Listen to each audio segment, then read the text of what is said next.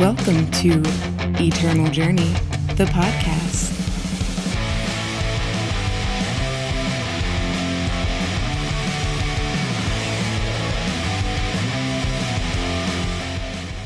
What is up, everyone? Welcome to the Eternal Journey, the podcast that talks about all things eternal with a focus on limited play. I'm your host, Jedi, and this is episode 84 this week, where we are going to be doing a deep dive or level up episode into card draw. So we are going to bring on a special guest this show to tell us how it's done.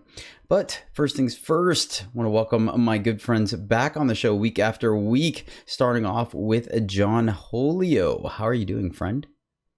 I'm pretty great. How are you doing, Jedi? I'm doing good, man. How are the fires out where you're at? They're still burning, but I'm not in any more danger or anything, and I'm not getting choked out anymore. But I know out where Alex is, they're still choking him out pretty good, I think. But yeah, we had that like freak snowstorm. Like apparently they can still burn under that, but at least it stopped them from spreading. Fair enough, fair enough. Speaking of Alex, Darth Herman 2, how are you doing, buddy? What's up, fellas? Good to be here. Hey. Happy Tuesday. You want to give us an update on your status as well, friend? Yeah, I mean, the fires are still pretty horrible. Where I'm at is okay, but the smoke is just really bad. But hanging in there. There's a lot of firefighters from all over the country coming out this way, so we'll be sending good vibes over to both y'all's ways. Hopefully things can get resolved soon. I feel like there's been fire issues around like in every season, right? It was Australia not too long ago, then Colorado, now Cali, so that's crazy. But right. You're probably about 6 months out of sync with us, if I had to guess. That is how it's going to be probably for the rest of for a long while, unfortunately. Yep, and that seductive and sultry voice there that sounds super educated on the line is our special guest, a gentleman that has top forward in ECQ competition and is best known for making the originator of the Haunted Highway deck. That is right. For those of you that are new to Eternal, this deck wreaked havoc in tournaments for an extended period of time, even before my time, but I luckily got a chance to experience some of it on the tail end of its life, and periodically it still roams around in the alleyways and shadows, waiting to make its triumphant return from time to time. I want to welcome on the show Theovermaster. How you doing, bro? I'm doing good. I'm well away from the fires, so I'm thankful for that. But my heart goes out to those within the zone for sure. Appreciate that.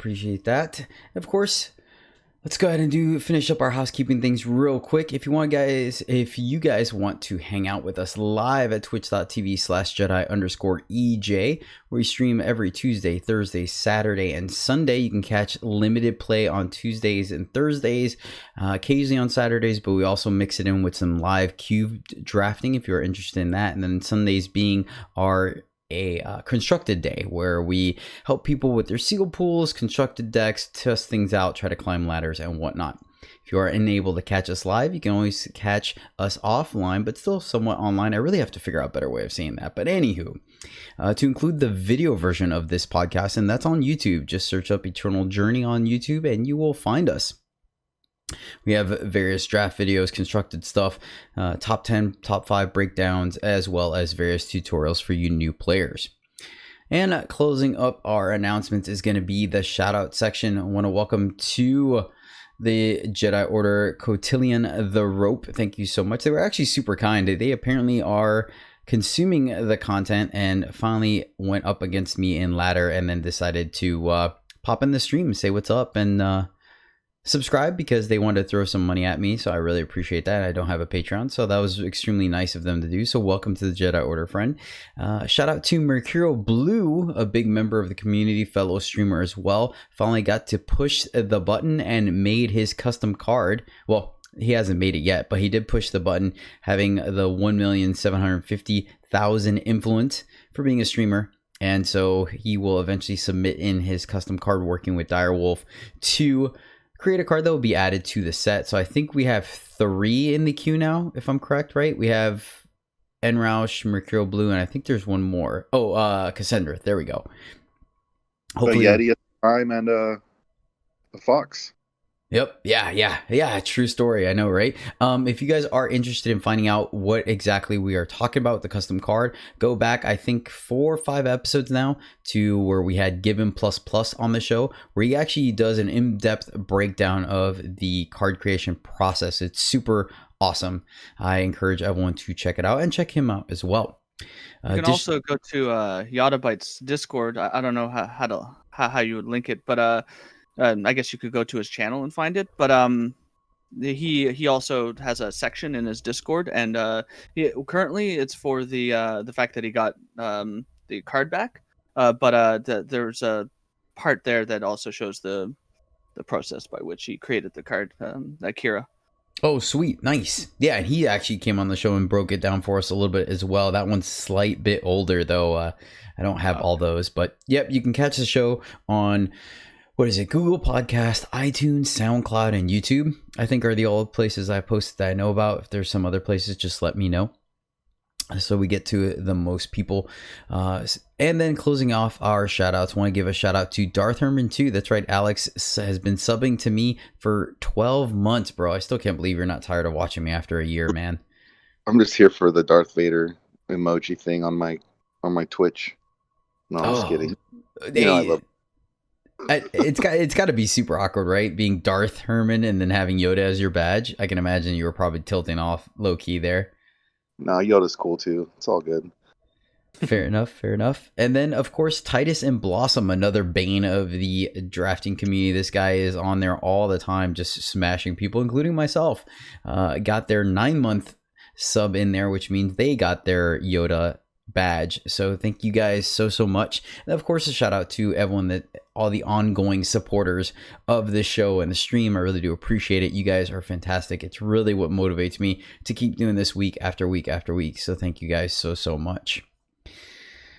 But all right, that is going to do it for our announcements, which leads us into our pack one, pick one with Overmaster. I know you've already expressed a little bit of reservations about it because apparently you don't draft, but that's why we're going to send it over to you first and see what kind of a perspective you add to it.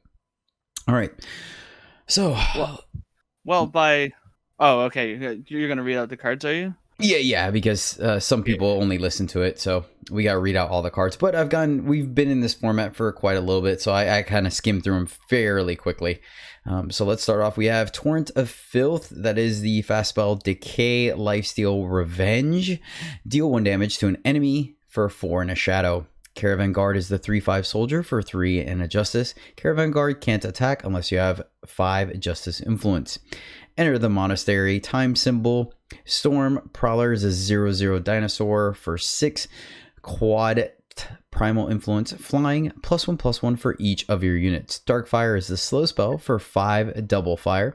Deal damage to an enemy equal to the highest attack among your units. If you have 2 shadow influence, you get lifesteal. Darkfire has lifesteal. Justice symbol. Solemn Clergy is the 1/1 cleric for 2 justice. Summon Plunder. Entomb, you may silence a unit. At the uncommon level, we have Mightweaver, the 2/2 for 3 fire. Your units with 5 attack or more deal double damage. Surge, +1 attack this turn. Desperate Courier, this is a 0/3 rogue for 1 time. Your cards cost 1 less on the enemy turn. Summon Plunder.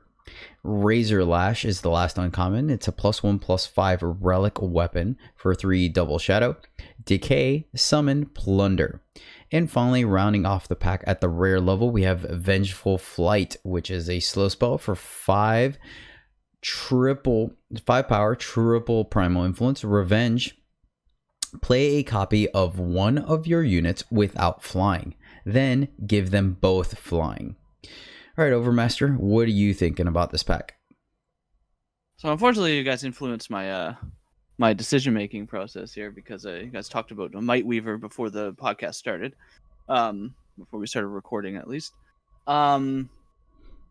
I don't think I would have taken Mightweaver, but I think that after thinking about it more, I think it's definitely a consideration. I still would take the Vengeful Flight because I think that is, it's just a very, very strong card. The triple primal, yeah, sure, it's the first pick. Might Weaver is more easily splashable.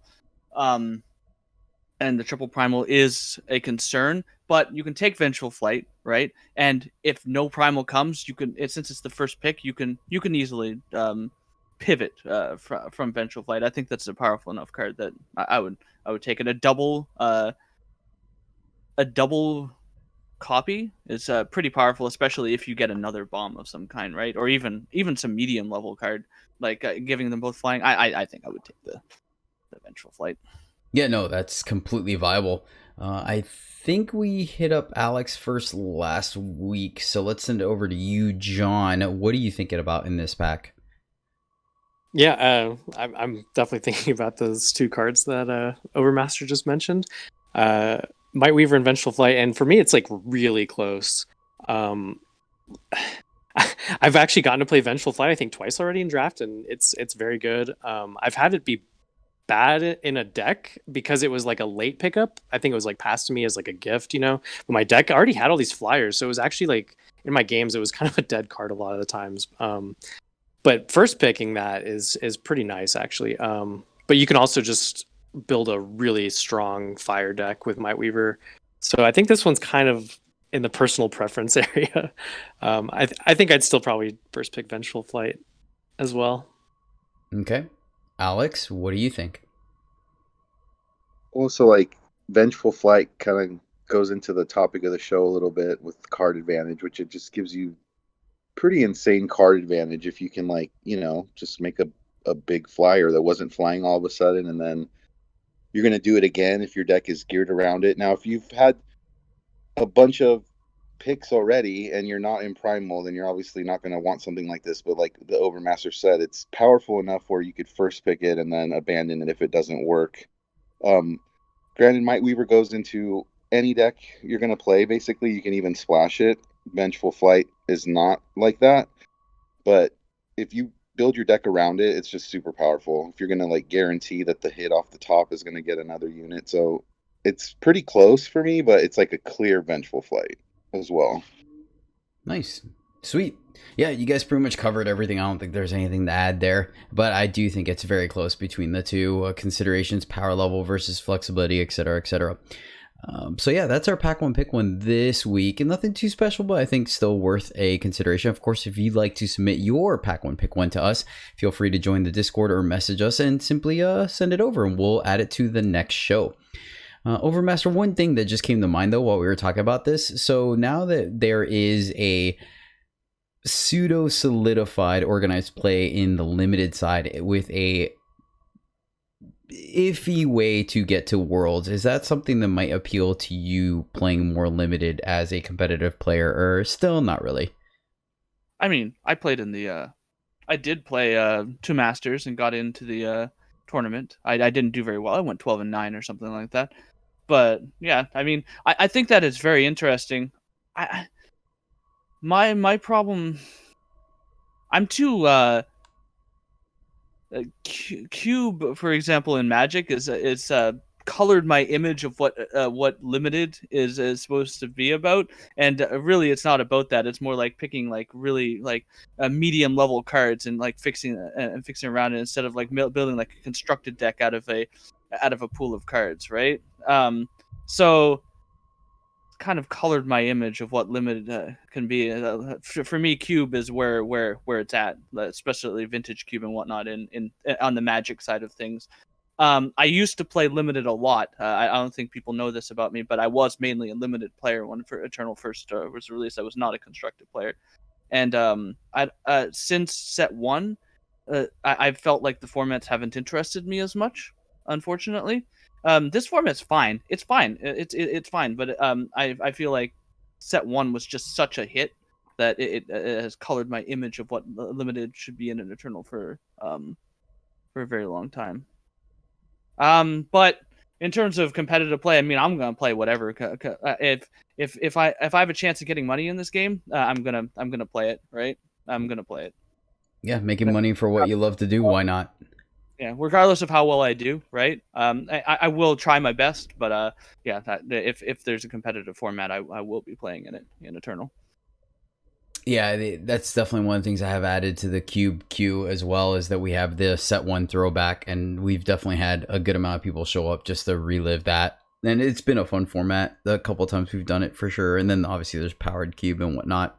But anywho, I digress. This show is about card advantage, and that's what we're going to dive into, guys. So that's why we have the Overmaster on the show. Phenomenal guy, very in-depth player, and he, coupled with Alex and John, are going to take your game to the next level.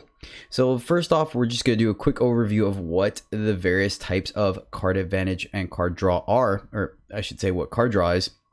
And then we'll go ahead and break down, have a more in-depth analysis of each one. So the variations of card draw are straight up just card advantage, which is the basic that you have seen more cards than your opponent.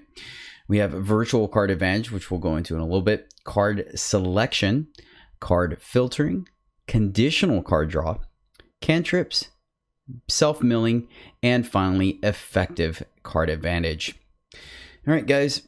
So like I said, we're going to be breaking down each one. So without further ado, let's go ahead and dive into it. The first one is your standard card draw equals card advantage, which, like I said, you are gaining cards over your opponent. So you see more cards, you play more cards, and by sheer resource advantage, you are getting ahead on the board. Things like this are something like Wisdom of the Elders is kind of your staple card, where you are spending one card to draw two, which means you're going up a card. The reason being is you are still spending a card, i.e. the Wisdom of the Elders, to draw a card. So you're going down one and then going up two, which means you are up one card over your opponent. Additional cards like this are things like Channel of the Tempest. You spend one card to draw three cards. Silexes, you're still playing a power, getting the treasure trove. And then cards with Echo. You draw, for example, in limited, you have the Terrax Hatchling. You put one Terrax Hatchling in your deck, and then when you see it, you are drawing two flyers with it. All right, sending it over to you, Overmaster. How else would you like to? I mean, this one's kind of the straightforward, so we'll warm you up with an easy beasy. But you have anything else to say as far as just straight card advantage? Yeah, I mean, in terms of straight up card advantage, things like playing something to the board and then killing it allow you to trade even on card advantage. It's not just about literal cards that say draw a card, right? Yeah, that's all I wanted to say with regards to that. There's the concept of, for example, tempo. You play a card and you have a certain amount of board presence, and then your opponent has to deal with that board presence in order to come back. The aggro versus control. Obviously, control, you want to go late in order to maximize the fact that you have a bunch of card draw in your deck, or you're trading 1-for-1 and you're trying to get as many 2-for-1s as possible, right? And that's what a control deck will do for you.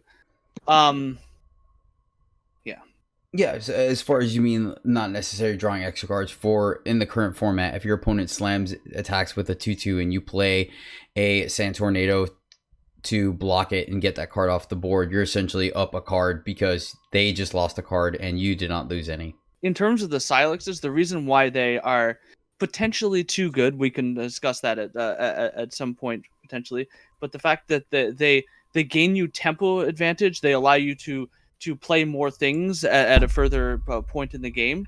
They allow you to advance your game plan, let's say, and also give you card advantage is something that I think that puts them far and away and ahead of any other power that they've ever made, and also potentially in the territory of nerfable because of that. Go ahead, Alex. I was just gonna say it also includes like something that like creates a unit, like the Tattoo Dragon, for example. Just like that's a form of card advantage if it's like gonna make a unit for you that can now attack and block and do other things. So it doesn't always just say draw a card or draw two cards, which is probably John's favorite text on a card, right? Maybe. Yeah, it's definitely up there. What do you think, just generally speaking, do you think like every deck should care at least at some level about card advantage, Overmaster? I do not. I think that some decks, for example, specifically a burn deck, Does not care about card advantage at all. They're trying to kill your opponent as fast as possible. I guess you can label every single card in your deck as a potential like deal however amount of damage to your opponent. However, the idea, of course, is that you want to kill your opponent, or even a combo deck or something like that. You want to kill your opponent before they can use their cards, and that is a form of virtual card advantage, and we'll get to that in a second. But yeah, that's in my opinion. Not every single deck wants to outvalue another deck in terms of that, and tempo is what we're talking about here. Tempo in terms of establishing a board state and killing your opponent before they can utilize the resources. The best way to gain card advantage is, of course, just to kill your opponent, right? Yep. And on that excellent layup, we'll go ahead and go to that one, which is virtual card advantage. This is essentially getting more than 2+ cards worth of value from your opponent off of one of your cards. These are things that might not necessarily, like we talked about, give you straight up a card, but you are getting value and out resourcing your opponent. The first one obviously is killing your opponent. Go ahead, Overmaster. You already started this ball rolling, so why don't you ride it to the finish line? Yeah. If you are an aggressive deck and you kill your opponent, let's say on turn 4 or 5, general gold fishing, or let's say on turn 6 or 7, they've dealt with some of your cards, but your opponent has 3 cards left in their hand. They couldn't use those cards, so therefore you ended up winning the card advantage war in that case because you killed your opponent, and that even in, let's say, control versus control matchups, sure, you want to be outvaluing your opponent. There's no doubt about that. But if you can find a way to kill your opponent before they kill you, that is still generally the best form of card advantage. Because even if you have both 7 cards in hand, right, and you kill your opponent, that you're plus 7 cards. You're plus 7 cards at that point, right? So that in my opinion, and that, I mean, that is how a card game ends, right? Where you kill your opponent in some way, and that is the best form of card advantage. Mm-hmm. Some examples of this, for example, all right. Anywho, Zhou, right? When we saw a lot of Zhou in Standard or in Throne, if your deck couldn't handle a 6/6 flyer that pings the entire board, if you see them hit the fate trigger, they draw the treasure, so you know they have the Zhou. If you kill them before they get the 8 power to play the Zhou, you didn't have to worry about it, and you essentially were up on cards there.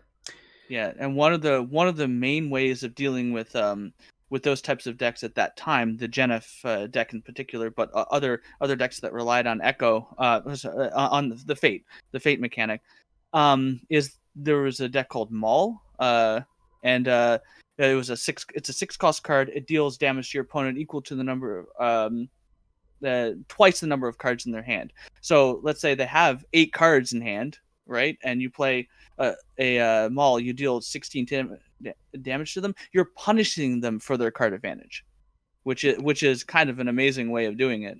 Yeah. Mm-hmm. Mm-hmm. They kind of printed a recent card that kind of hits at that angle too, that equalize. Right. Yeah. Oh, there I was playing a deck on stream, no less, that relies on you playing as many cards as you possibly can, as fast as you can, and then equalizing your opponent. And they basically discard their hand, they discard their board, and you're playing, things like Phoenix Stone in order to kill your opponent. Nice. Yeah. I think I saw that list on Warcry. I've played a bunch of it. It's unfortunately it is a bit consistent because it relies on you having to draw the equalize, but yeah, it is pretty fun, and it's definitely an interesting way to gain card advantage over your opponent by essentially making their cards in hand and on board worthless because you're playing 1 card and trying to cast it in a favorable position as fast as possible. So another form of card advantage you just hinted at is making their opponent's cards useless. So John, I know you like to brew some niche things and some interesting witty decks. What kind of card advantage or virtual card advantage is this when you're essentially negating the cards from your opponent's deck? So I guess there's some layers to this, right? When you make your opponent's cards useless, like a great example that's listed here is like Tokos, which can like just if you have them in play, can make, especially right now with this new Kira, these Kira decks in the meta. There's a lot of people trying to point combat tricks and things like that at their units, which Tokos just completely says you can't do that. So that just makes some number of cards in your average opponent's hand useless when you have your Tokos in play against specific decks. It might be most, if not all, of their hand. So that's like virtual card advantage, right? Like they have the cards, but they just can't play them. Another way to make their cards useless is another card they printed recently is Dazzle. It's like we talked about it recently in a campaign review show. It's like a main deckable negate effect. And so by playing like a monoprimal deck, if you're, you might even be identified as being on a certain list. Like people will know that you're playing Dazzles, and so they might start maybe playing around the Dazzle, or maybe they took a peek at your hand earlier and know you have one, anything like that. Maybe, forcing the opponent not to do things because you maybe, or, maybe do or don't. That's not even really the point. The fact is that you're making them play around it, right? Like that also is a form of virtual card advantage. So yeah, making your opponent's cards useless is kind of fun. There's another meta card that people are playing a lot of, Turn to Seed, right? Like, I mean, that's like that's like a scale of this, right? Because you don't make their cards completely useless, like seeds do stuff, but it's on that axis as well. Mm-hmm. Another variation of this, essentially negating a lot of the cards in your opponent's deck to get ahead. It's something you're not going to be seeing in limited, but you do see it in constructed, which is unitless control. If you have no units in your deck, then that means all the removal spells that the opponent is running are useless. They'll have a handful unless they could ship them to the market or tuck them back into the deck or not. If they have 7 cards in hand and 3 of those removal spells for units and you have no units, they essentially are down 3 cards. So that is something, once again, more for the constructed side of the board, but still definitely a form of virtual card advantage. Mm-hmm. There's a way to take a broader stroke, and instead of just straight up negating specific cards in their deck, you can shut down synergies, or if you know a deck is going off of some type of synergy that really makes the deck work. If you're able to break that synergy or mitigate it, then you're essentially going up on cards. So Overmaster, you want to go a little deeper on this form of virtual card advantage? Yeah, sure. Let's say your opponent is playing an elf deck and they have a Sunset Stone in play. All their elves get +1/+1, and all their elves get +1/+1 and have endurance, right? And let's say you kill that Sunset Stone with like a banish or something like that, any kind of removal, but that's you basically have made their deck much weaker than it would have otherwise been. They had a huge tempo advantage on you. They potentially even up in card advantage on you because their units are so big that certain forms of removal might be ineffective against those units. And now you're bringing them back down to size. And now you can use those extra pieces of removal to deal with opponents' threats. You can use the cards on board in order to your units on board in order to now block those threats. And therefore you've broken up their synergy, and therefore you're gaining back the parity and card advantage that you may have lost because they played the card that makes their deck work or function. Things like Obelisk in Praxis tokens. If the Obelisk is down, their deck is very, very functional, especially if they're on 8 power. Whereas if they don't have it, they have a bunch of very small units that are much easier to deal with for example, a Hailstorm and whatnot. I would say that in most cases Hailstorm can deal with most of Praxis tokens even through an Obelisk, but sometimes not. And that's what we mean by breaking up their synergy in a synergy-based deck. You can even, for example, have some sort of void hate in terms of, let's say, a Gabble against a Reanimator deck, and Reanimator is very popular right now, the Xena Reanimator deck. and now you've essentially made their cards in hand useless until or their cards in void useless. They most likely haven't got a grasp at that point. If you've played a gavel, they most likely haven't gone and got the grasp, unless they did, in which case, yes, the grasp in hand is completely useless, and that is, of course, again breaking up this energy. By the way, a side note, did you know that Katra has the text "spells can't leave the enemy void"? That is a truly annoying piece of text, especially if you're playing Spellcrag. Yep, I've definitely come across that playing John's variant of Spellcrag. I picked exactly that. I was like, why can't I not grab my spell? And I was like, oh, Katra, got it. I mean, I killed her, but it was still earth seeded. But yeah, another form of breaking a synergy as well. We saw that with Grodov Stranger when the destruction sack decks were very popular. Being able to shuffle all of the hard work they put into putting things in their void back into their deck was a good way of resetting their clock, essentially, when they were relying on having a void full of units to fuel Kato and machinations. So Alex, another thing that we do see in limited is having power sinks, cards that we can use in the late game to essentially take all our extra power and pump them into that for some kind of value. Do you want to go ahead and elaborate on that for me? So anytime you're using your mana, your power, to get basically any kind of effect, there's, for example, help me with the name. There's the flyer that you pay 5 to draw a card. I don't remember the name of that card. 1/5, the owl. It's like Huru, yeah. right? Yeah. Yeah, the Huru owl, and it pay 5 to draw a card. I'll look it up. Go ahead. Or even like pay 4 to like do damage. If you're getting like a type of effect with your power, it's late game, and you're just staring at each other across the board.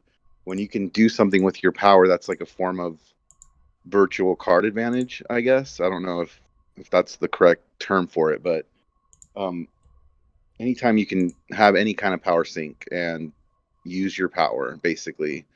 I'm sure there's all kinds of examples that I'm not mentioning, but yeah, that's how you can use basically late game power as a form of an advantage. Highwind Glider is the one you were thinking of. 6 cost 1/5, and yeah, pay 5 to draw a card, where straight up you're just taking your extra power and drawing an additional card. Another good thing of that, one of my personal favorites, Gravewatch Ancestor.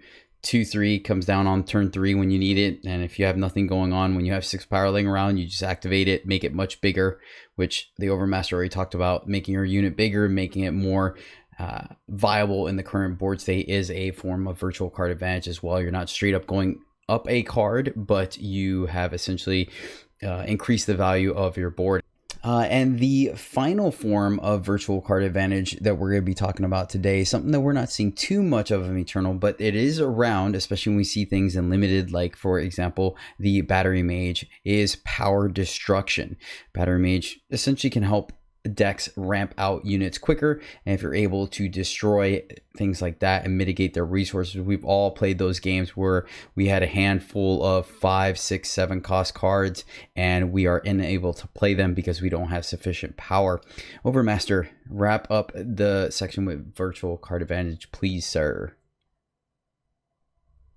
Yeah, sure. Denying your opponent their power is perhaps the highest form of card advantage, because it would negate both the tempo they've developed over the course of the game, as well as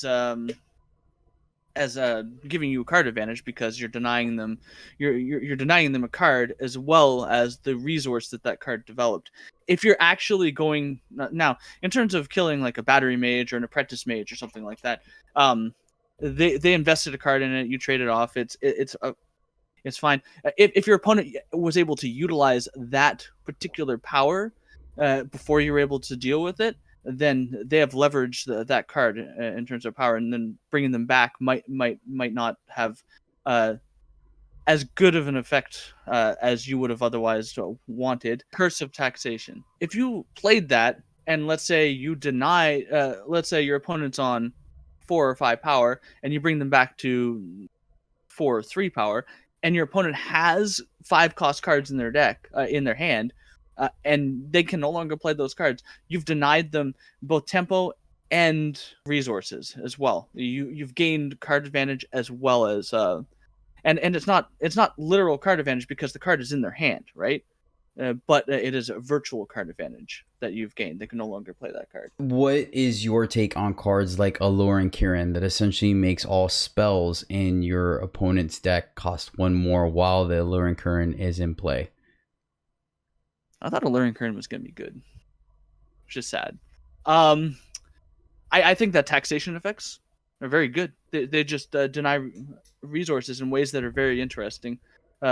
That it may be frustrating from the opponent's standpoint to not be able to play your cards, but that is what Eternal and card games in general are about: is gaining resources advantages over your opponent. Things like Alluring Kirin, the taxation effects in general. When I mean a taxation, you're taxing their resources. You're not necessarily removing their resource completely, but you're taxing them, making it more difficult for them to play their deck. And I think those are definitely something that perhaps should be seen more in Eternal. If I'm being honest, I don't generally like these very specific, very the hate effects like on Tokus and whatnot. I don't like these specific hate effects. I like more wide-ranging hate effects, and not just hate cards that are hate effects that are tacked onto cards that would have otherwise been good otherwise. I think that you should work for your taxation effects, and I think that they should be good, and you should be rewarded for them as well. In terms of Eternal, since cards change permanently, like for example, if you give something double damage or even +1/+1, and that stays in effect for the entire game, no matter where in the zone it changes. Like if they return it to your hand or kill it, and then you bring it back, that card stays the same way. So there's a sort of virtual card advantage that stays between zones, and I think that in my opinion, it makes it much more interesting than other card games that don't do this. Specifically and mostly paper card games, whereas virtual card games or digital card games are allowed to be able to do this because it's easier to track within game. And so you can, for example, if you give a unit +1/+1 permanently, and then they bounce it or something like that, they return it to their hand, and then you're able to replay it, you could still gain the same advantages that card held on the board later on in the game. And I think that's a great addition to the game. Next up, we have card selection. These are cards that allow you to draw X amount of cards, discarding the same amount of cards, or a specific amount, leaving you with the same amount that you began with, i.e., a good example of this is something like Forbidden Research that allows you to draw 3 cards and discard 2. Counting the fact that you had to play Forbidden Research, that means that you are still at an even 2 cards, but your hand has improved. John, you're really good about this, incorporating it into a lot of your decks, finding those niche combos that you like throwing in. Tell us a little bit more about the value of card selection. Yeah.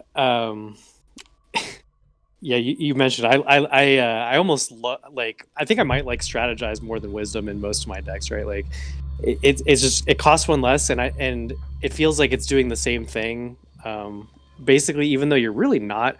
But if your deck is constructed with these effects in mind, you can kind of mitigate, the fact that you're not actually going up on cards, but just card quality. I think to some people a card like Forbidden Research looks kind of bad, right?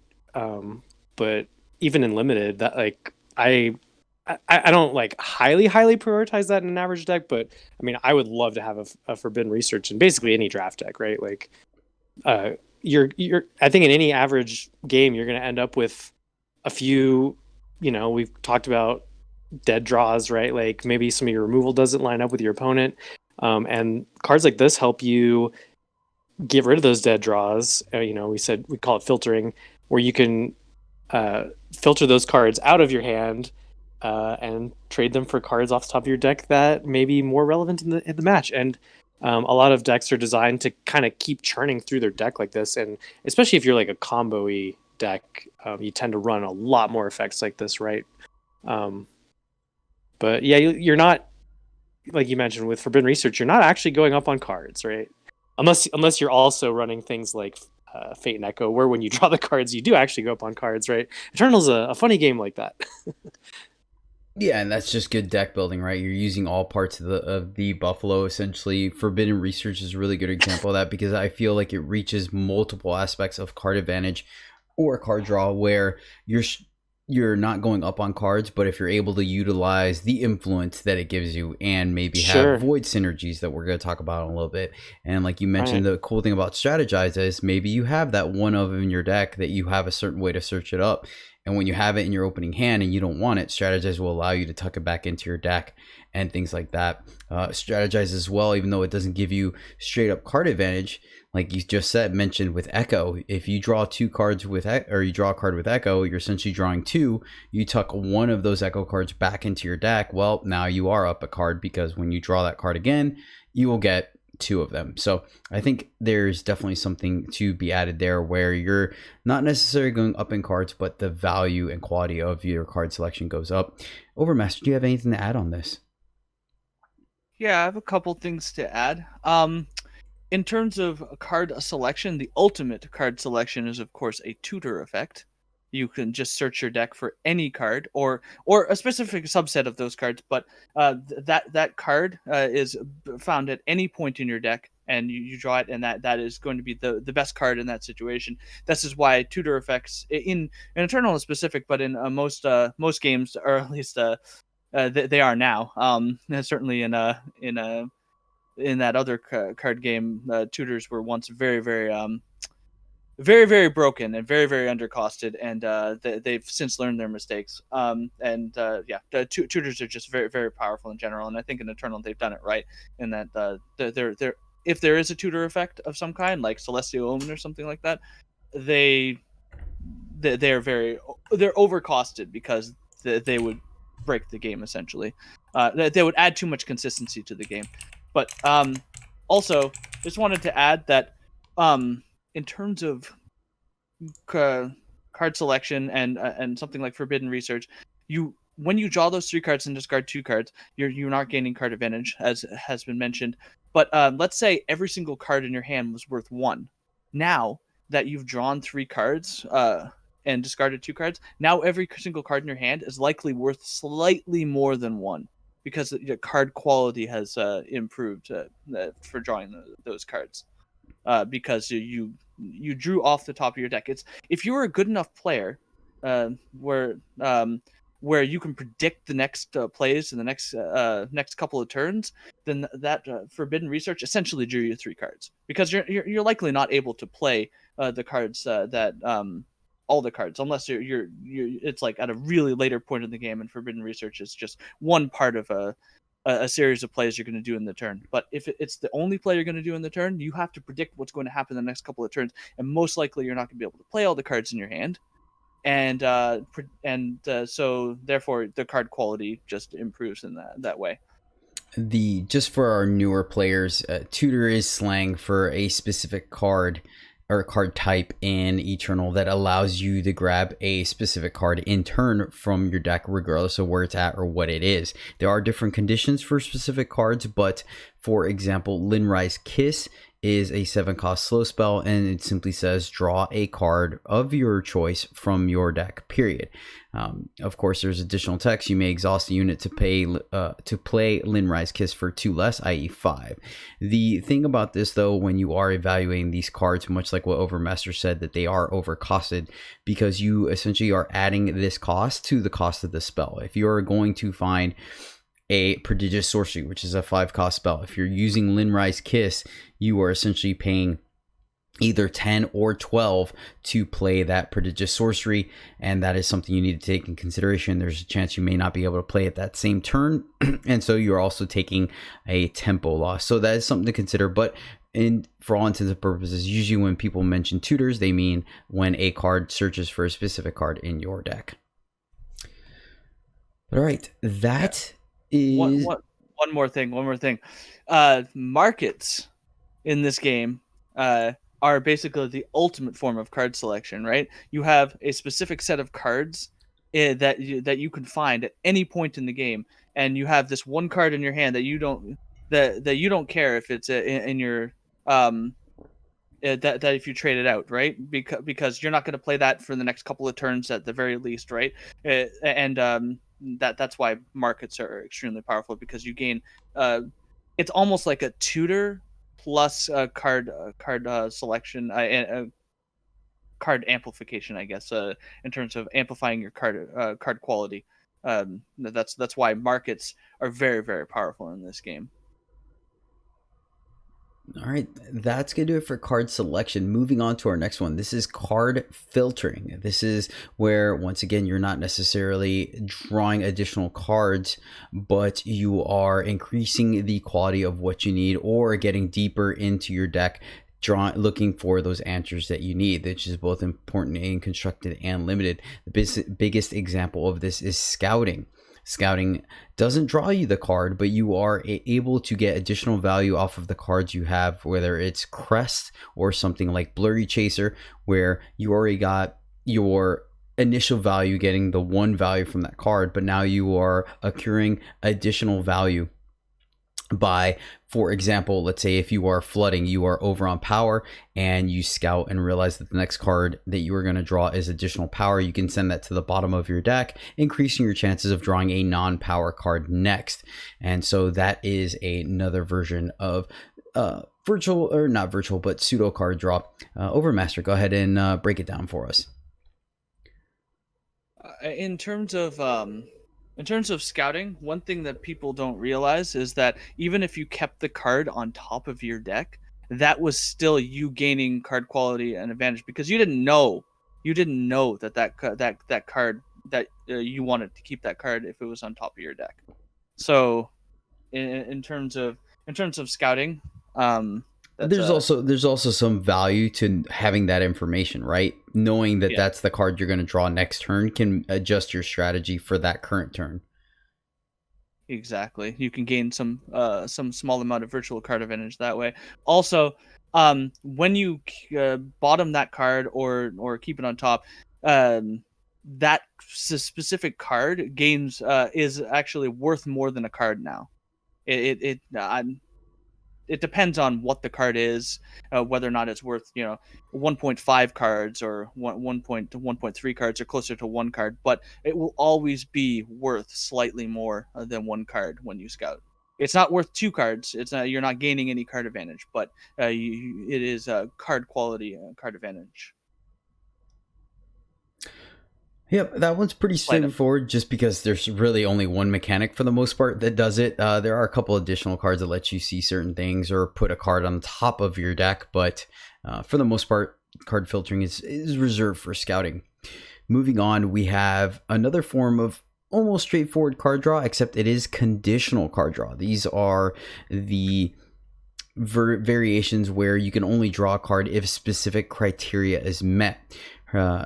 Eternal has some conditional card advantage built into the game via mechanics like Revenge and Warp that we're going to talk about in Echo, but there's also some things to consider. Examples of this would be like Valley Clan Sage, that allows you to draw a card only if it is a spell. Divining Rod allows you to draw additional cards, put them directly into play, which is huge, only if they have the battle skills that the unit you're placing the rod on, Divining Rod, has.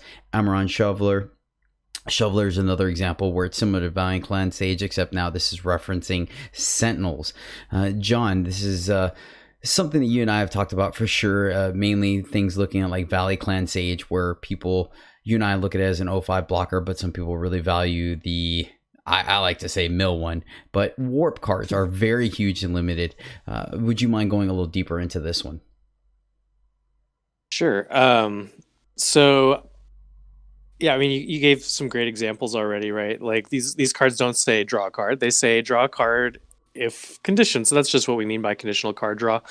Some cards like this, may have a near 100% success rate in drawing you a card, and some may be a rate, in some decks approaching zero, like a lot of Valley Clan Sage decks I see. I mean, you could definitely. I know we're picking on that card, but like you can construct a limited deck where that card can actually draw you a card like a reasonable amount of the time. A constructed version of a deck like that might be like Gerald decks I'm seeing lately. I know I've built a few that try to take extreme advantage of this, where like my rate for drawing cards with Gerald, is around 50% or more, right? Like that's just what we mean by conditional card draw. Like those cards all kind of stand alone, but because they have that chance to gain you that additional advantage, you might value them just a little bit higher than if they were just vanilla units or whatever they might be. I mean, even one of your favorite cards that you put in most decks is Prodigious Sorcery. That's essentially conditional card draw, correct? Well, sure, yeah, because you don't always have 2 hits for it, right? When you cast it in your void. I mean, in a perfect world, you always do, but no, that's conditional. I mean, sometimes you have literally, just the Prodigious Source in your hand and have no hits, in your void. That's when you start digging using real card advantage in your deck.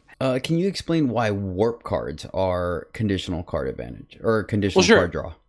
Sometimes, like a warp card obviously has a cost to it, and it's only there sitting on top of your deck that turn or that moment, right? Until your deck is manipulated or in some way, or the turns just pass normally.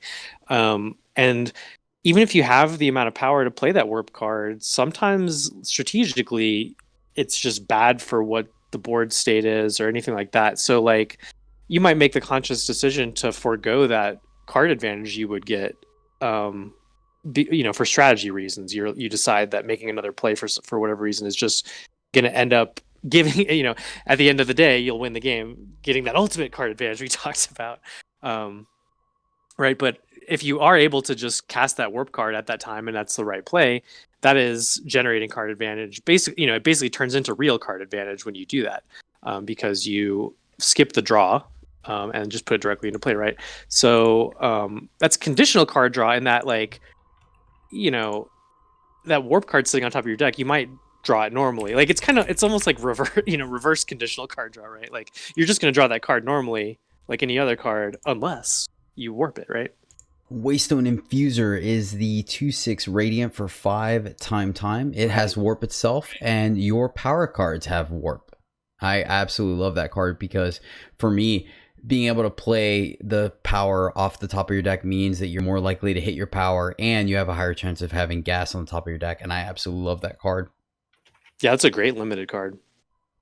I want to jam it more in constructed, but there's just too much removal sometimes. But man, that card is it's one of my favorites. I take it in cube all the time whenever I see it. Overmaster, is there anything you'd like to add for conditional card draw?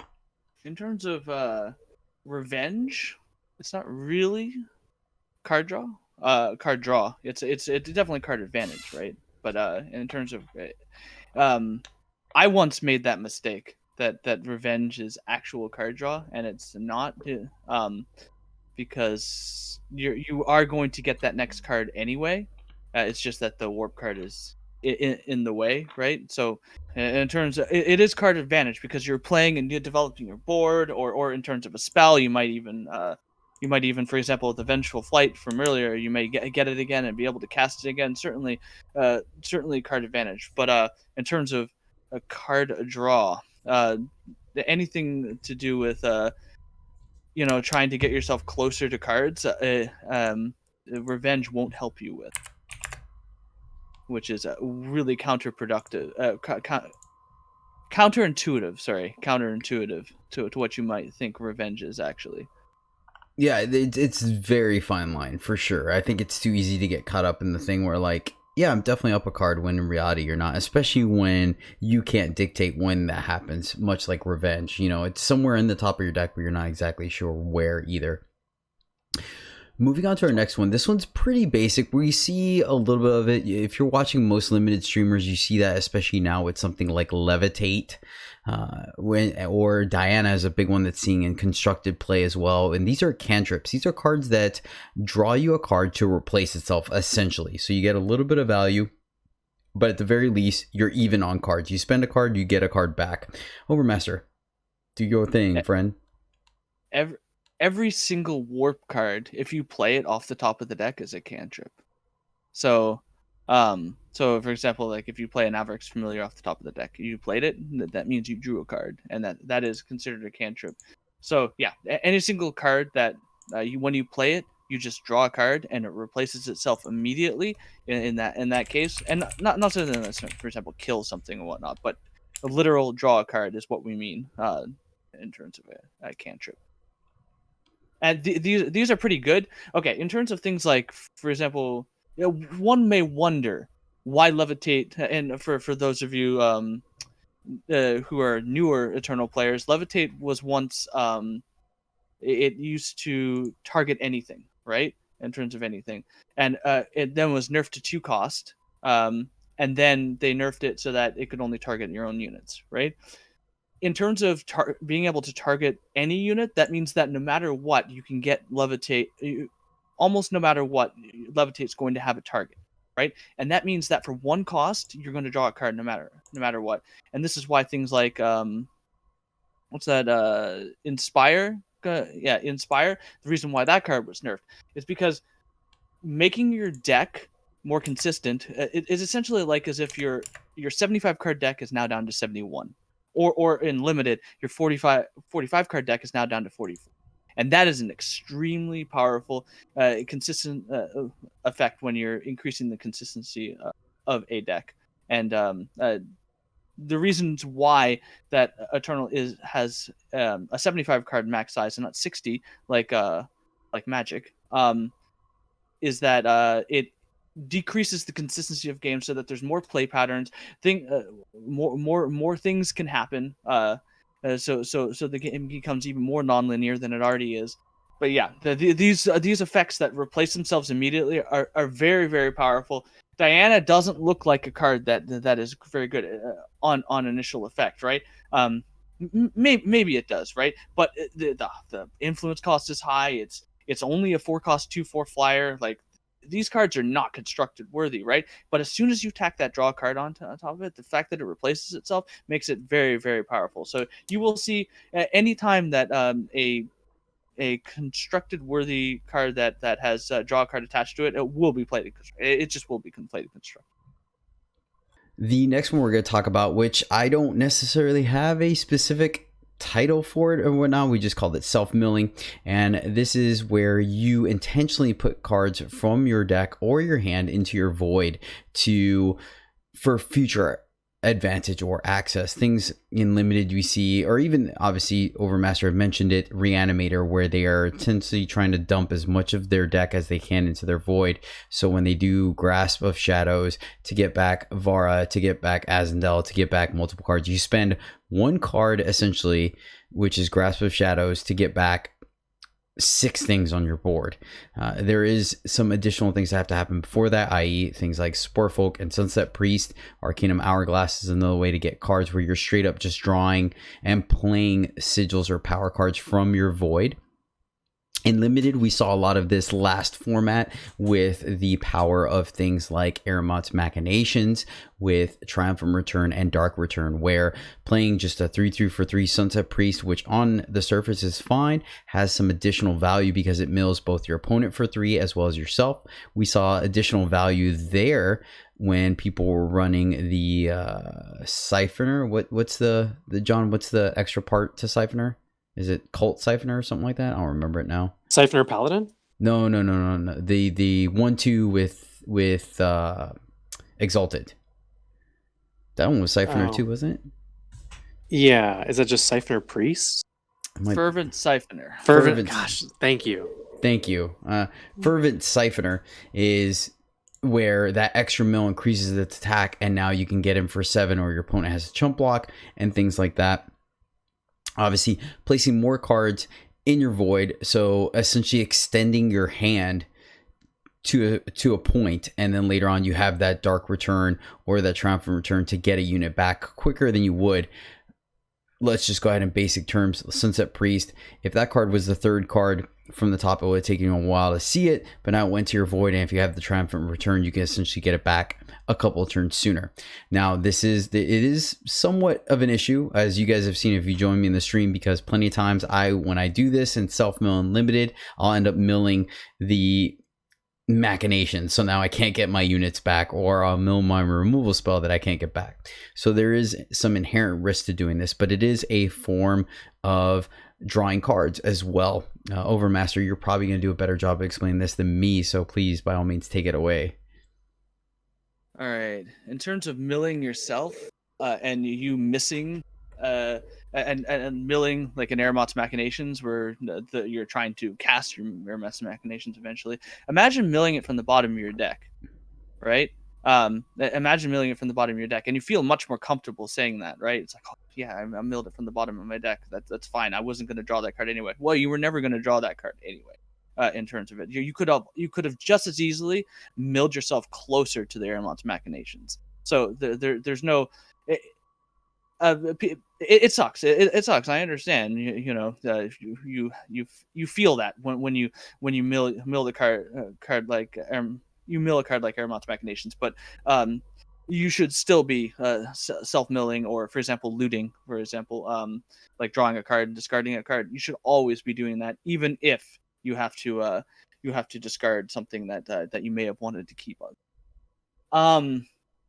In terms of self milling, yeah, you're basically setting up your void in such a way that it creates like a tutor box. And we're throwing another word there, but like it's like as if your void is like Jedi said, it's like as if it's an extension of your hand. You're gaining.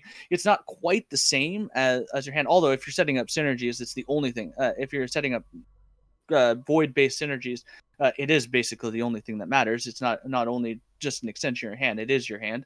But yeah, essentially you're gaining more card advantage by doing that. Now you do have to be careful, because eventually, if you mill your cards enough, you will lose the game. That is one of the fail cases for a mill deck, self mill deck at least.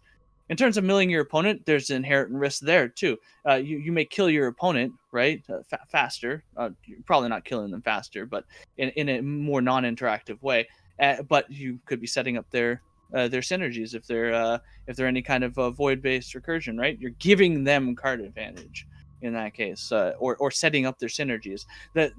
We talked previously about breaking synergies. Well, in this case, you're setting up synergies, or giving your opponent the ability to set up their synergies. So yeah, you essentially turn on cards in your deck this way. Mm-hmm. There's exactly. I actually like the way that you ended that, because that's perfect. Some of the other ways that you get some value out of self-mill is things like, quoting a streamer, skeletal dragon, where its attack is equal to the highest attack in your void, or the pack conjuring, where it will do a plus and minus based on your void, units in your void. So these are cards that aren't essentially diving into your void to do something and get you ahead, but they are becoming more effective because you are fueling them by placing more cards in your void.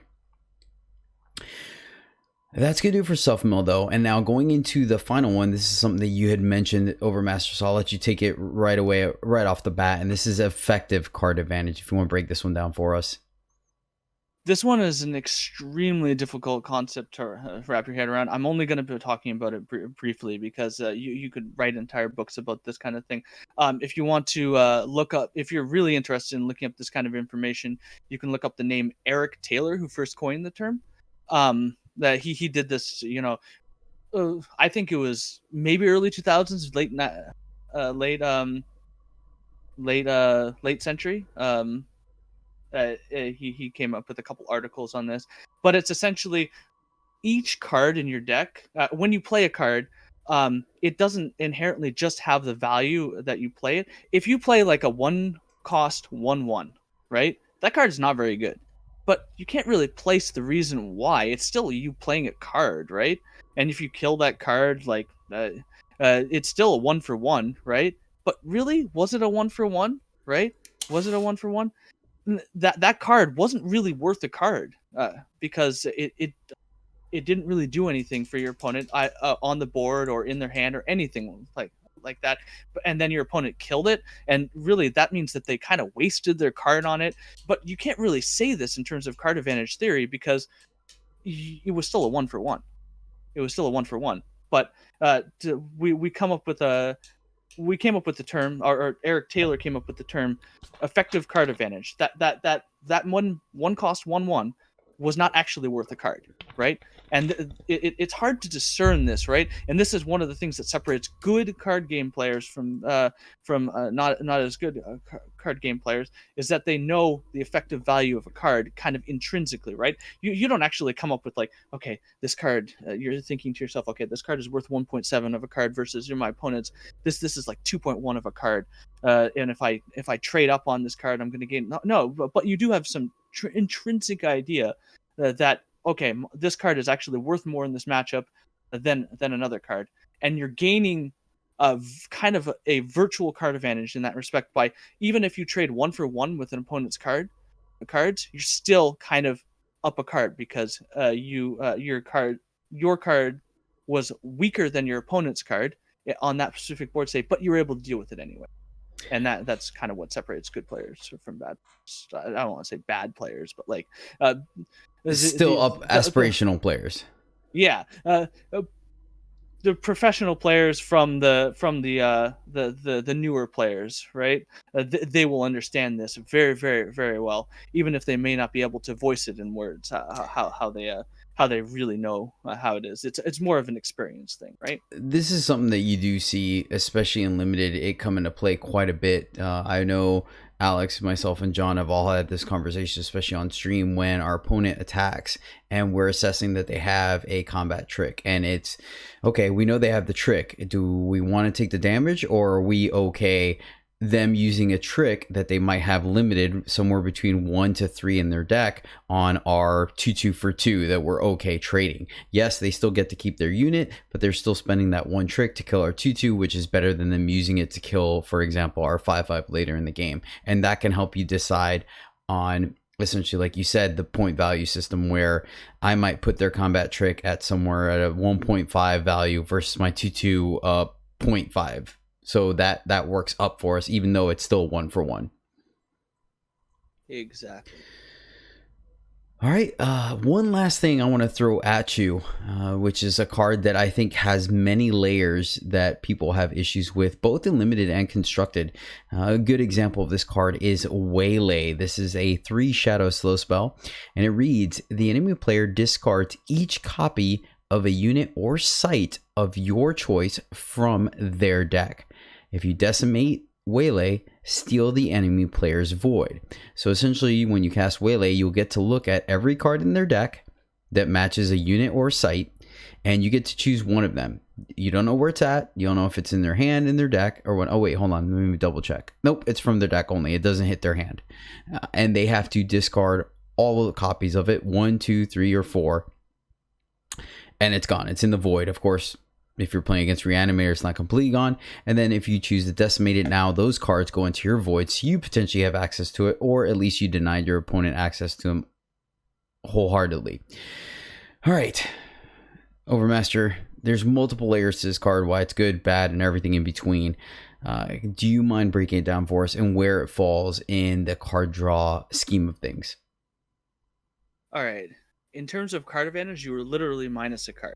You played that card and you didn't do anything to your opponent's hand, a hand or board. So it's got to do something. It's got to do something other than, right? And it does against certain decks. I would say that Waylay is very good, for example, against if you're breaking up the synergy of a deck that is based on the void. However, in terms of discarding their copies of their card, unless this synergy is ridiculous and mind-blowing, it doesn't even hit their hand. So you could be, for example, you take their, let's say you take their Roland, for example, out of their deck. Okay, that is a very powerful card. But the thing is that they have other cards in their deck. It's not most likely they have other cards in their deck that are not Roland that you could be let's say pushing them closer to, or something like that, or it is not card advantage in any format. I think these are when people take a look at these kinds of cards, they think to themselves, "Oh man, I'm getting rid of every single card from my opponent's deck. I don't have to worry about that card anymore."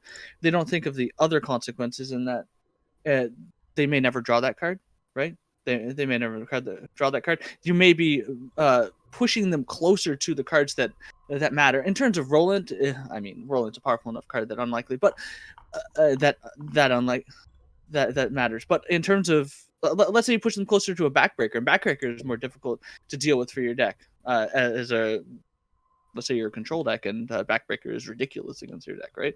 I think that these cards are overhyped, let's say, in terms of their impact on the game. I will say that things like Turn to Seed are really annoying. They frustrated me to no end, but I think that I think they're probably fine. There's some frustration aspect there. I don't like the cards, but they're not necessarily better than what is just said on the card, right? The initial effect on the card, at least.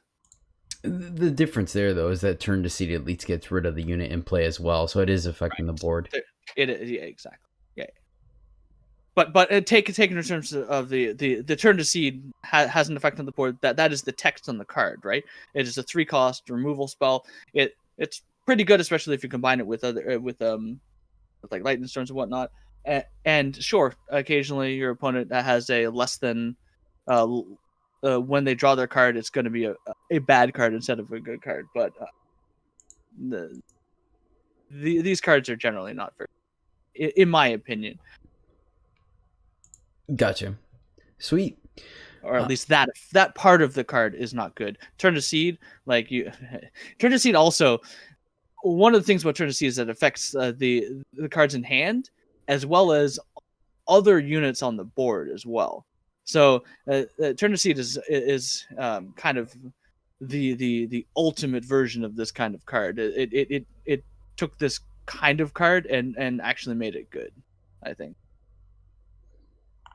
Yeah, Turn to Seed is oh man, like trust me, I feel like I need to always run some type of sack effect or shield effect or something to mitigate the damage that card does sometimes, because it you can play around it or you can play through it, but sometimes it just feels absolutely backbreaking. You can't play around the card by holding the card in hand, and you can't play around the card by playing all your units out, and that frustrates me about the card. There's no real way to play around the card, at least in terms of the play. You can obviously play around the secondary effect of the card, and that gets rid of the copies in your deck. And you can hide one in the market. If you have both cards in your hand, just hide one in the market. That's true.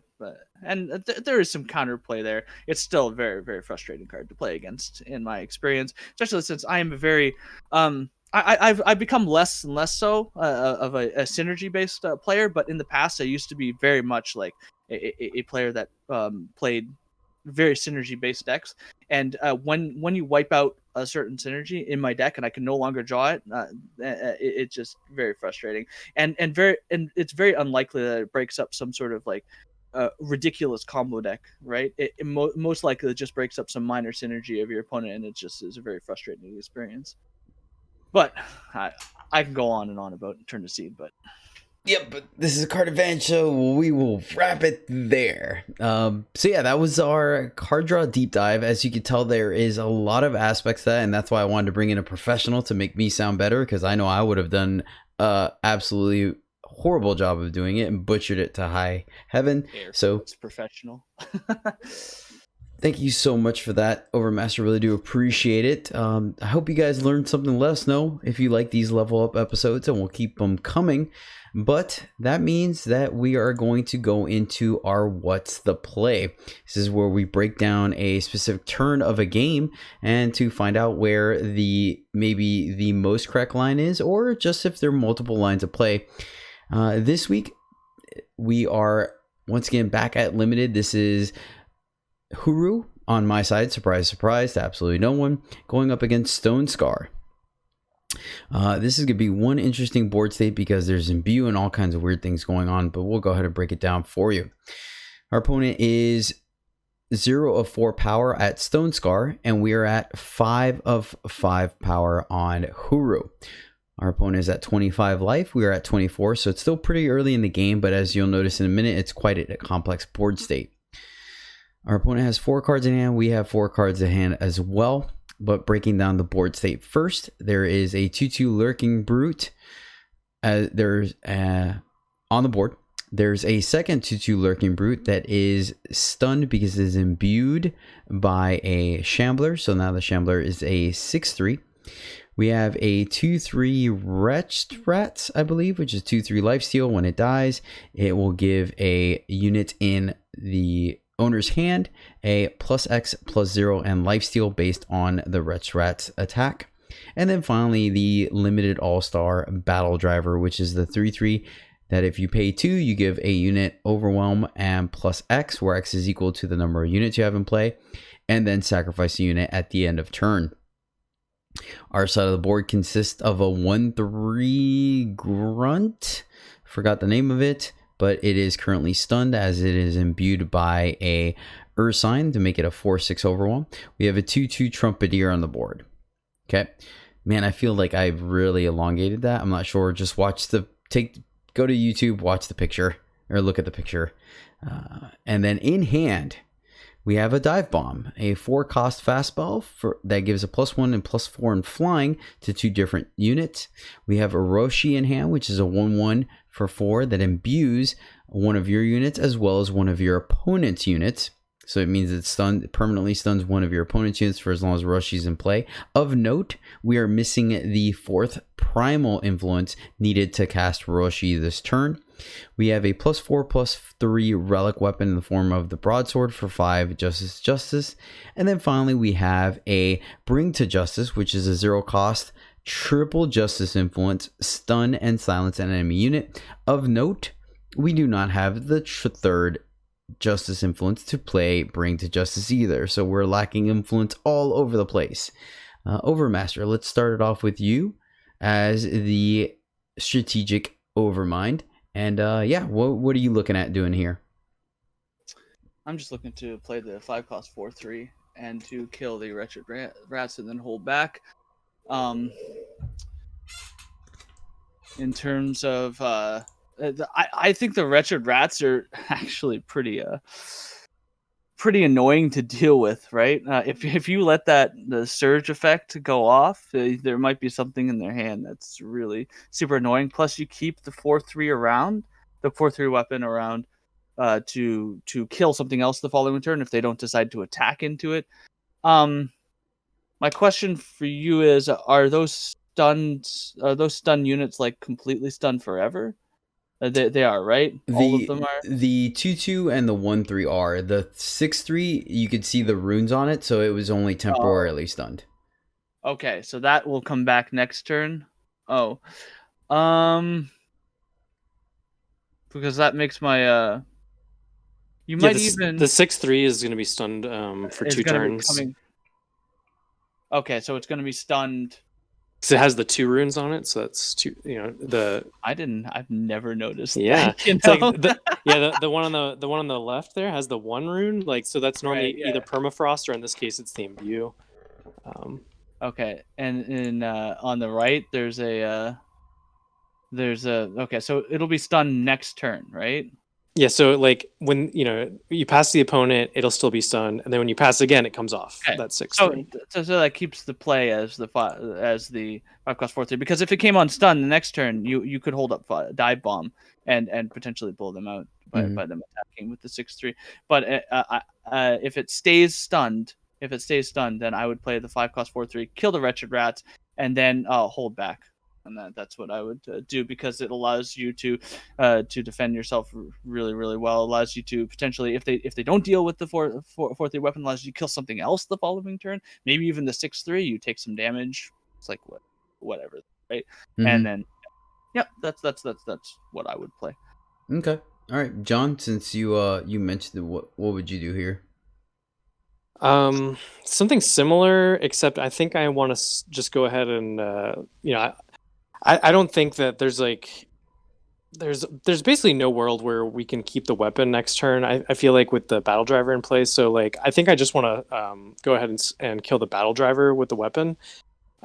We have two other kind of answers for the rats in our hand. If we draw like that primal, we can stun it for a while.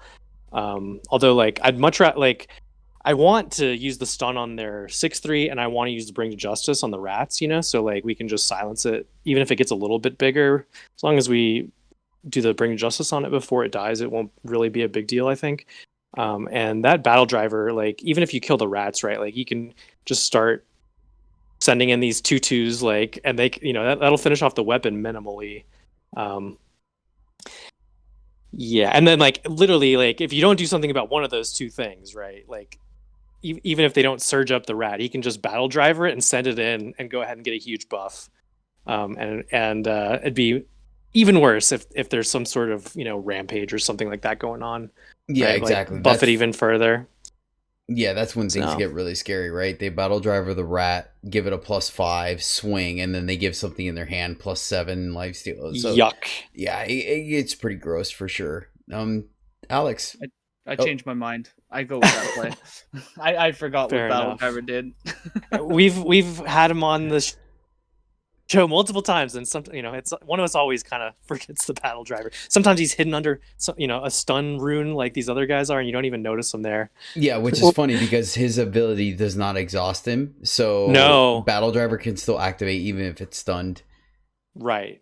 It's super awkward too, right? Because we're one influence away from having two different answers to different cards. It's so frustrating. That was one of the things I had in this game where I'm like, I have an answer to battle driver if it just had the power to stun and silence it.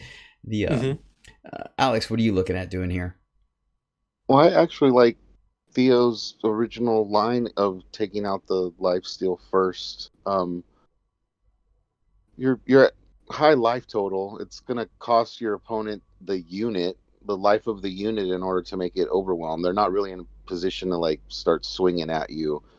But if they do a swing with the rat, with the overwhelm and all that stuff, that's really bad. So they potentially could, have another battle driver, but it'd be harder to have another rat. So I don't know. I would just kill the rat, get that out of the way, and not let something grow in the hand. And then hopefully, if he does boost the 2/2 to get it through, suicide it in, and it kills your weapon, it's a pretty good board position to be in. So I think I kill the lifesteal first. That's what I do. Okay, so you're just valuing on them sacrificing another unit with the battle driver trigger to make sure they get the weapon down? Basically I think they would do that, and if they don't, you just take out you take out the battle. I think they would do that as well. And like you said, that's not the end of the world. Like, also, in terms of advantage there, you could okay, so you kill the 2/3, right? And they're left with 3/3. Now imagine they surge next turn. Let's say they double surge. That would be the worst case scenario. And then that means that's now a 4/3 versus a 3/3. And if you silence it with the bring to justice, right? If you're either way, you're probably going to be silencing one of them, right? You're going to be silencing one if you draw the third justice. So you'd rather silence the 3/3 battle driver potentially than silence the 4/3. But I don't know. In that case, like you're still dealing with like a huge swing potentially. If you kill even if you kill the wretched rats, you're still the battle driver will still hit you for quite a bit. I don't know. It's a difficult decision.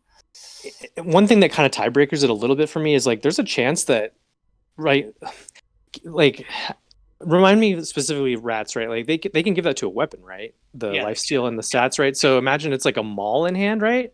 And so then you don't even get to bring to justice what they put the rat stats on in a case like that, right? If it's some big relic weapon or something. Yeah, one of the unblockable weapons, right? I think that's in the format. No, Scythe Scythe is. I have yet to see that in draft, but it is in the format. Technically, it's not boosted or anything, so it's pretty rare. decay weapon, the 1/5 decay weapon, Razor Edge or whatever it's called. That that card also would be very, very difficult to deal with. Let's say if it got I'm thinking of like just Maul, or what's the 7/5 one from the last format. Shugos. Shugo's Hook Sword. Yeah, something like that. That'd be like, if your opponent decides to use that buff on something like that, then your removal looks pretty silly that you're banking on. Yeah, the major issue here is just the fact that they have two very powerful cards that work good by themselves and together. So it's definitely a risky endeavor one way or another for sure. What do you think here? The other thing to note as well is that if they do follow the plan of battle driving the 2/2 to get in there, you are essentially choking them on power as well as costing them another card in the form of that the brute is going to die. So even if they play power next turn, they'll only be able to play a 3-cost unit after that at the very most, because they are going to pay the 2 to activate battle driver. So I do think there's something to consider there as well. I won't lie, the way I saw it in my head is if I draw either power card, I have 2 different answers for Rat, and I just have bad luck, and I've lost a plenty of battle drivers, and I've played the greedy play, like, I'll try to get the most value on my deck, and then just never see the correct influence or power. So I went ahead and played the sword and just took out the battle driver here. It did make without things hesitation, right? Just boom. No, I thought about it because obviously I took the time to take the screenshot, so it was a consideration. Because obviously it's much like what you and Overmaster said, where the max value would be play the sword, kill the rat, deal whatever they give the +2 to, but then you essentially get 2 cards out of your sword, killing the battle driver next turn because your defenses are up and you have a 4/6 on the board, right? But like I said, I just sometimes I go off of a gut and I'm like, I could easily just sit here and die. And I actually, believe it or not, I believe in this game I never casted the Roshi. I think I never got the 4th influence out for primal. But yeah, I just rattled off I took the safe play, pseudo safe play, and just hoped that I was going to figure out a way to deal with the rat, because I mean, we have dive bomb, we have Roshi to stun it, and we have the bring the justice to silence it. So I just took a chance, but I do think there's some inherent value as well. I think they're both viable lines as well. So take that for what it's worth. I guess that's why I thought this was a reasonable what's the play, because I don't see a clear cut this one's better than the other. So it's almost like if you had your third blue or fourth blue or third green, they would be really interesting. Like, what would you do? But let's not get into that. Yeah. All right, sweet. That's our what's the play for this week, which is going to lead into our final segment where we have a couple exciting things, is our constructed corner.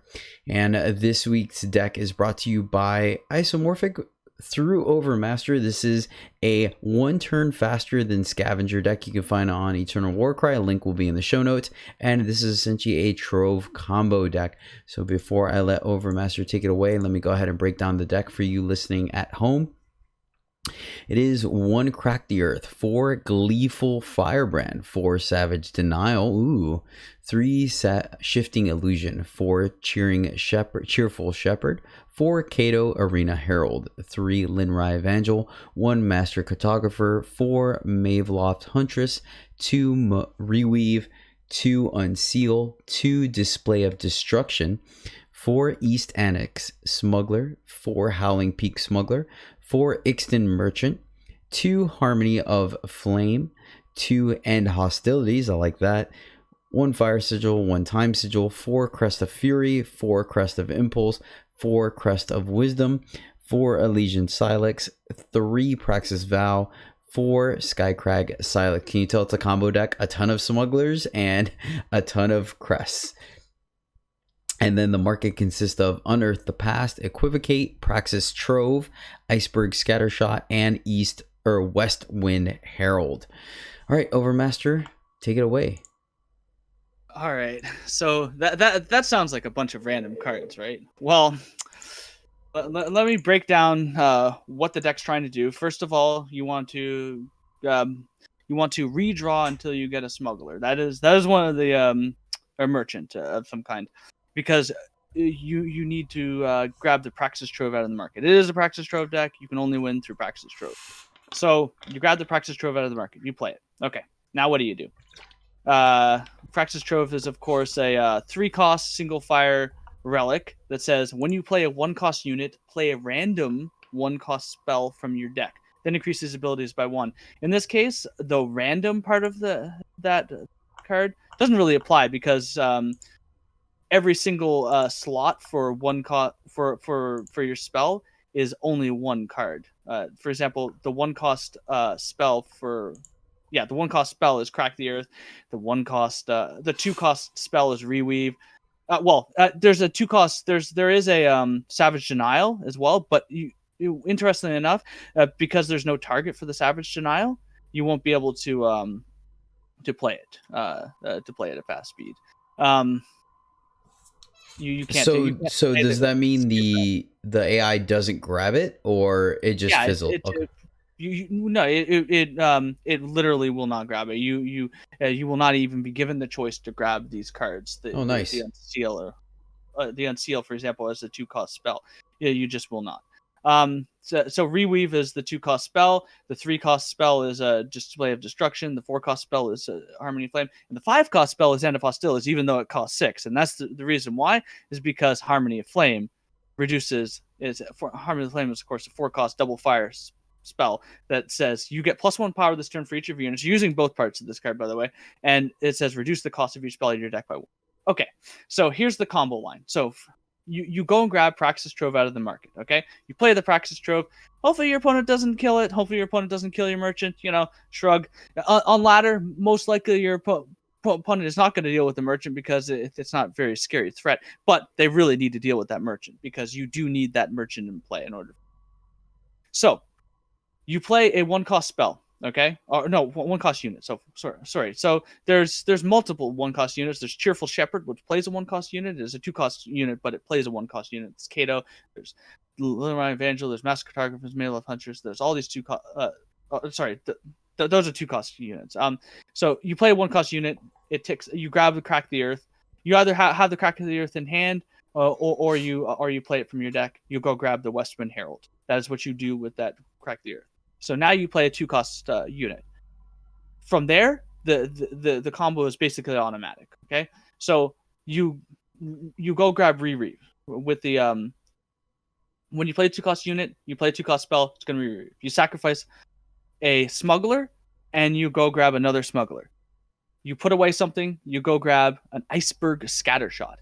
Okay, and interestingly enough, because you're playing a 3-cost, because you Reweaved into a 3-cost unit, it plays a 3-cost unit, and that means you get to play another 3-cost spell. And you play Display of Destruction, you sacrifice a unit. It gets you 6 power. Now you have 6 power in play, or more. That depends on how much you have in the turn. But you can play this Iceberg Scattershot. You play the Iceberg Scattershot. It will immediately play Harmony of Flame. So you'll gain a bunch of power back, and it will reduce the End of Hostilities in your deck to 5. So now you go and play the you play the Iceberg Scattershot, play Harmony of Flame. Now you can play the Westwind Herald, which is in your hand, and now the rest of the combo is pretty self-explanatory. You End of Hostility. You get the End of Hostilities. You of course will have Sacrifice a unit. You will have the Tribute activated because you will have Reweaved and as well as Display of Destruction. So you basically play those. Every single time you play End of Hostilities, you play 2 Westwind Heralds, right? And you also play another spell at the same time because Westwind Herald will play a spell because of Iceberg Scattershot triggering the Westwind Herald Infiltrate. So essentially, you go and your board will be filled up with 2 flyers, and that should be fine. But we go even deeper than that. Okay, you can have Gleeful Firebrand every single time you play Event Hostilities, you deal 3 damage to your opponent. So you essentially and there is a way you can grab the Gleeful Firebrand. It's kind of hard to explain. You every single time you cast and this is getting complicated. I understand for your viewers. Oh, dude, I've been lost like 5 times since you've been breaking it down, and I've seen this combo go off, and I'm still like, I don't want to risk doing this in a game. believe it or not, this combo deck does work. I have been actually climbing with this deck. Every single time you play the End of Hostilities, you play 2 Western Heralds, which will cast 2 spells from your void. Either Display of Destruction or Reweave, in this case, as your second spell, because you're always going to cast End of Hostilities. So if you need to grab the Gleeful Firebrand, you can. You can sacrifice a 1-drop, and you just grab the Gleeful Firebrand. Boom. You now have the combo set up, and there are ways to defend yourself, like Savage Denial and Unseal.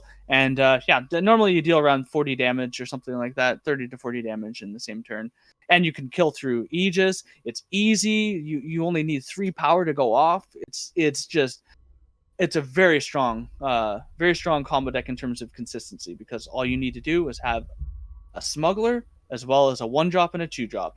And it's pretty easy to find the 1-drops because most of the 2-drops actually play 1-drops.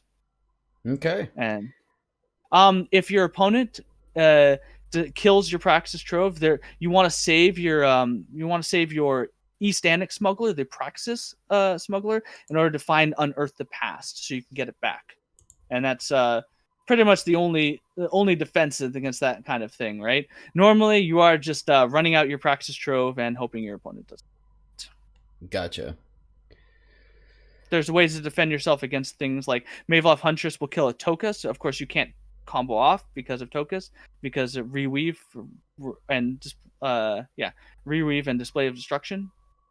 They target your also Howling Peak Smuggler makes Display of Destruction cost deal 4 damage, so you could kill a Tokus technically. But yeah, anyway, there's a bunch of little tiny things. It's very hard to play and get correct, and you will mess up every single time for the first 20 times you play this deck, but it is fun, really fun, and it does work.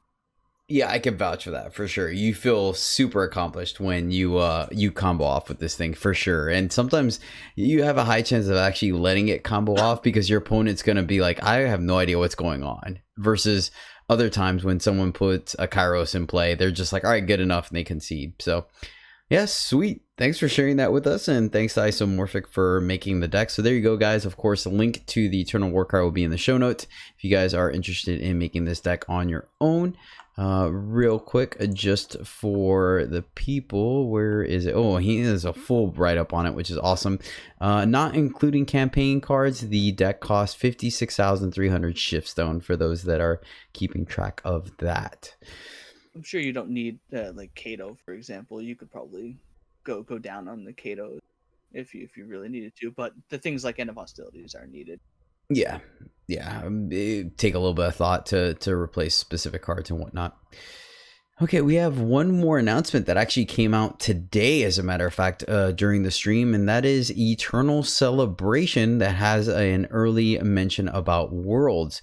So without further ado, Johnholio, why don't you break down this announcement for us, please, sir?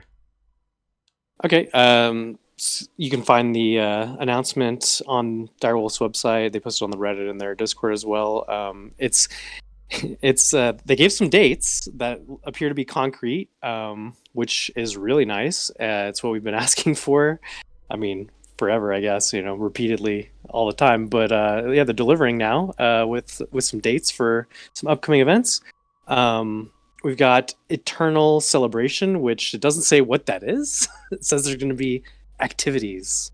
So hopefully that's cool. Probably will be.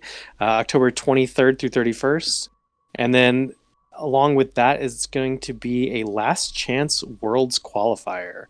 The announcement doesn't say anything about specifics for the tournament or anything like that. Just a date, right? October 30th and 31st. So that's exciting. So I guess we finally know what they're going to do with these, wild card slots for Worlds. They're holding a tournament. So there you go. And then we've also got some other stuff coming up. They announced the dates for Worlds in this announcement as well. It was a little confusing, that part as well, but they basically said some part of the World Champion starts on November 14th, and then there's some ongoing daily coverage for it as well, November 21st and 22nd. Something like that. So I guess it's 2 weekends, right? Yeah, one of the dates was a Monday here. It's Oh, kind of what? yeah. So They might want Yeah. to change that. yeah, it says we will be broadcasting every single day starting on Oh. Monday, November 16th, featuring the matches all the way until the epic finale, November 21st through 22nd.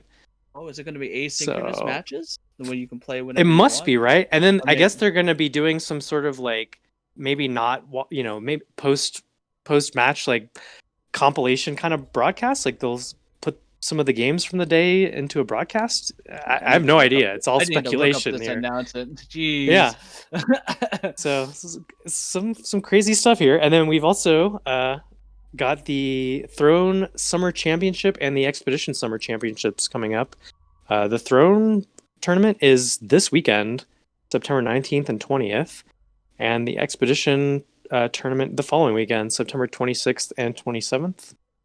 And those are like the quarterly tournaments they've been doing. So like if you've got 25 points or more in your in-game client for constructed QCPs, then you should be qualified for these summer championships.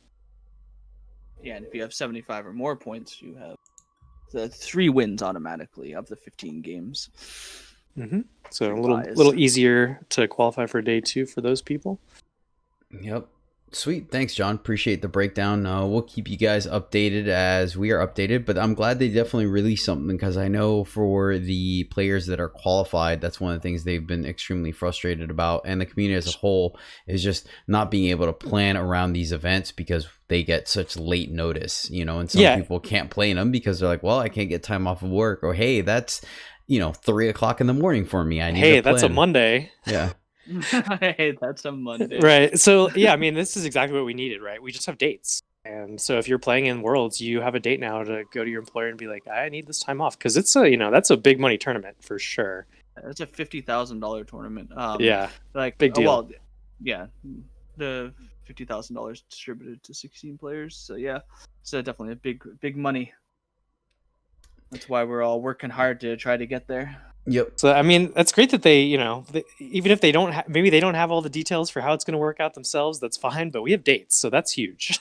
Yeah, definitely a step in the right direction for sure. So hopefully it was just they didn't give us dates because they weren't sure the dates yet, but now they do. They gave it to us. So sweet. All right, that's going to do it. Let's call it a show here, throw a bow on it. So Overmaster, thank you so much for taking the time to come on the show and do this card draw deep dive with us. I think it's a topic that a lot of people, especially up and coming new players, need to really understand when they're doing card evaluation and just understanding certain plays. So thank you for making the podcast sound smart when I do a horrible job of it. So thanks, man. Really appreciate you coming on the show. Yeah, no problem. Where can people find you at? I have a Twitch, twitch.tv/Theovermaster. I stream occasionally. I guess I stream more often recently, but also on you can find me on Discord as well. I'm in the main Eternal Discord. You can easily find me there. I'm one of the moderators, so you can just check on the list there. If you need to discuss anything really, decks and whatnot, I'm always happy to look at new brews and play them on ladder and whatnot if you want to give them to me. And yeah, that's Sweet. all I'll say for that. Nice. Thanks. You can catch, of course, the video version as well as other great videos on youtube.com/EternalJourney. If you ever don't get the chance to catch us live, but if you do want to catch us live every Tuesday, Thursday, Saturday, Sunday at twitch.tv/Jedi_EJ. And then, of course, the Discord, can't speak enough about it. This is where John, myself, Alex will help anyone with constructed or limited questions and advice. Sometimes we screen share and co-op draft and whatnot there to help you get to masters and just kind of share on techniques and get better at the game. Brewing a lot as well for various tournaments and whatnot. So definitely check it out if you're interested. Links are going to be in the show notes down below. That's going to do it for this week. Thank you guys so much for tuning in. Really do appreciate it. And as always, until next week, happy gaming. Bye. Collecting your draft keys, everyone. See ya.